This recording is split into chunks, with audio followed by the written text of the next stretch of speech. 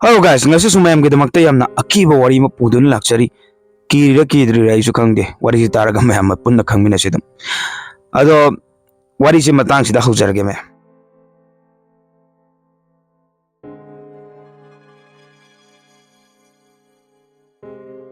aisha supam napam khangdabida sum leramba haiba tare aikoi gi maningdagi inaw nupa amana army camp amada thabak ama lei asumna aingonda hairakibane adumaina thabak ama lei suru siro na mafam duda leiraga sugadabani haidana hairakpa haiba tare aina hoi yai kaidagi charaga hendore asumna haib adagi inaw nupa duna adudi mystery duda paw hai khrage ko asumna man aingonda hairib adumai tawdana inaw nupa duna paw du su hai khreb ngasini aikoina chatkadoriba numisi ayuk ngata hogalaga aikoi mi mangamu aikoisa mafam aduda haibadi ngasagi thabak sufamdo aduda laameb adagi mystery duna nakoi sigi kasida lero thabak se hengde hogadabani aidi sida leiba yaroi si haramaga masa adum hankreb adumaina tumbam kai ka semingai talaktuda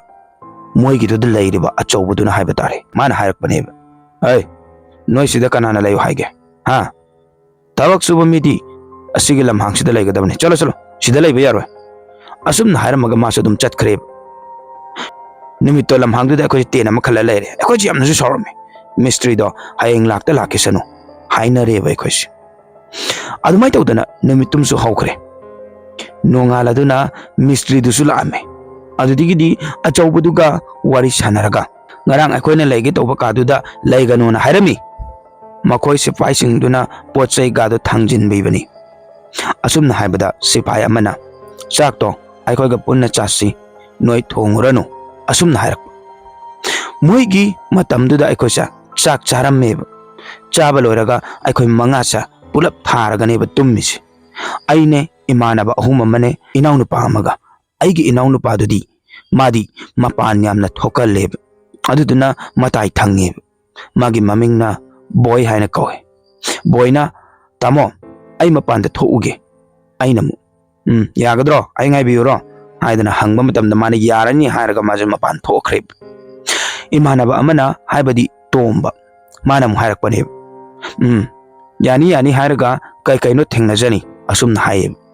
adumai tawbudagidi boy su change aina loirabo hang loirena haib si hairaga hippeba mase aduga hipna boyna angonda haira ine oi kanano akoi myamse kalaga chakhre mana aina oi kaino kanana kanduino kanamte kandi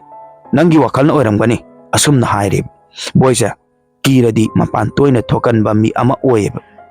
boyna as aidiba amuk thongninge kidi kirebo asumna haiba mase adai tombana as pela ponida asi pela masam leibene hana leramba migi or male kanainu khangdi aside hek thokchalona hairib adumaina haibadagidi boysu hoi hairaga pela duda mapan thoeb ngasaigi boyna ubado aina mu urakpaneba mi amma phachongaga chatkibase haibdi aigi mitta urakpa haiba dare adagi aina boy kaino nang chong sanai dubu ha adu chong sanade sorne kokto mo yare thenge asumna haibadagi di boyna kaino aidi hojikta changtang ari ayamta chongdi ko asumna haibane ba mana ade aina yare sanarno tum si hairaga numituma su haukreb numito thabak su yam wakhib waman bana yu thakse haiduna ekhoise hainaram bani adudagi makhoi gi sifai achobuduna aikoi da yu ama pirak pa haiba tare aikoi su adudo aduna tumtha ba haureb adudagi di nupi ama fatchongaga chatkibane aina hey kaino hojikida mai ju mutkrene tawrise adagi adumaina haibuda tombana khangdene adumaina hainaringai talaktuda amuk chongkibane adi boyna hey sidi kairomnina asumna haiba adumai tawdana ahingduma aikoi mangamaksa amata tumlamdeb adum chongthok chongsin sanaraga adum leiba haiba tare nongala duna boysa masagi anabudo haurakpadagidi mayum chatkibane ma chatkibada tombasu yaukibane aikoi ahum khaktang neba lehorisi aidi haningbane yadrabane nongma makhoi ni se kadar doksan ma ai thamma chatkibane ai siamna kiki kaduda leibse kaigino khangdi kamaina haigadoi no khangdi laifam chapam amta khangdabdo yamna kijabado adu oire ba ingod adugi sifai singduna iyamba aikoiga leimina sena hairakpa numitumadi aikoise punna leiminare makoina wari lirakpa matamda aikoina leiriba kahdo mi pumpham ni sineba haidi farak pa mi singdo pumpham ne dun sikibasu yawi sineba mana wonda haisi adumai hairapdu da aisi khalle sida kuina leragadi yararoi haidana thabaksu idomtaneba tawrise mistri su laamdeba aija chatke je moina sungya yada bai badare nongmadi haiman badagi yar eb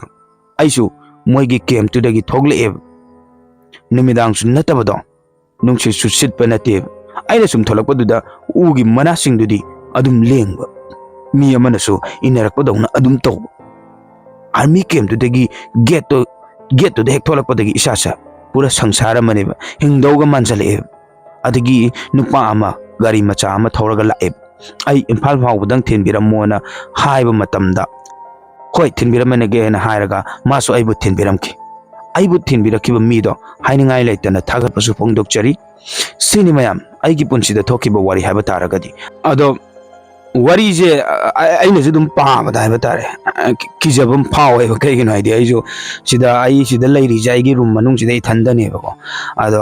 aina lairi je jo ai na mayai sida ai leike aduga maning side se atopa aigi thangnabar side haitare aigi left ta amalai aduga aigi right ta amalai ba ka se aduda imanaba amam mai gi ka amam da loi leina ba ngakta ne ba aina mayai da ne ba leise mayai da leige eju ki jai haidana ado ithanda leibani moi ju loina tuition chanagre aidi tuition do taw roina taw de ba aidi youtube taw banina matam da ngonda leita banina ado moi lo chakre hoji kanam ta leite room manung chida ithanda ne ba aduna wari je pa matam da ko ngai gi ithanda ga panganda khanjala pa wari je pa na sum atopa nakanda ga yengning pa phawe ba kai gi no aidi saseng bai le raja la ga na ko kai da leitra ga su ko isa ithanda dum khan bi da ado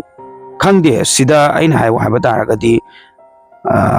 adum tamna bam mafam yam nei ko sida so aidi am chatlaga aigi channel daga thagat pado aseng mane ba do ado khoi mi ani chatpagi ki da bagi wane ba ado mayam lei ai adum chatlaga namake aduga mungpam amasu lei akhoi gi mungpam je mi je kai haida mi gi mi umbam do mungpam do adu dei du da akhoi gi mi ama adum chat ba hai ba tare ahing da mi ama adum chat leba mi mayam na haina bani ko ai dikhang de ko adu amtang ai chatlaga yengu gi sini ba in khali je adu ithan chat ba gi wadi to e kai no ai ki di am ki he ba ko aduga mi ama bu suraba aiga mi ama bu yaumina raba adu itaraga da isung ki de ba adu ithan chatlaga di phungala si gi doi ni ba ije masa matana dum kai naim da ba daraga su ado ani chalaga so muki bagi maramdi amuko munga sagi aiga chamine ribu nupa da bhutka to changraga mana mun kai kenu mun tawra di gaina ga dumai ju khalle ba amma ani gumba yawaga di sungki kira ado ai adum badu su chalaga namake ai gi ranjanu samari ba channel du da dum ai thagalake ado chatpagi matam ju phangdi ki su ki ba adum imana ba mayam sing ju chatmina sa bi ya de ba ado chance phangba matam da hai tare chance phangba matam da ai sung ju soi da na chalaga namake video do aduga mayam da sung soi da yeng halake ba aduga koi gi mi mayam ma laga koi gi thaina hai tare huji ki wari na te ko thaina koi gi mi je lan matam da mi mayam ha laga long thokpham mi je pura paira thamam adum phamam su lei ba adu hum du su chalaga ai sung soi da na nongma video do namjara ke mayam adum yeng bi wai ge ranjanu sam da changaga aigi ranjanu sam da video su kya thagata bane ba ado mana makta nong phadok channel do sirani ga na dum memory hoina dum thagala thamba do adu maina tawe do mayam thagalak pada dum ngaire le bio yeng bio habji thamja bo loina ngasi gi warsi matang se lo senjarage asigum la ba seng sengba wari akoi channel se tabining bulai daga so akoi channel se changbi duna wari thagalak pangai dun le bio habji thamja bo loina ngasi gi damukta di kaina si matang gi wari damu mayam pon thengna si ya fare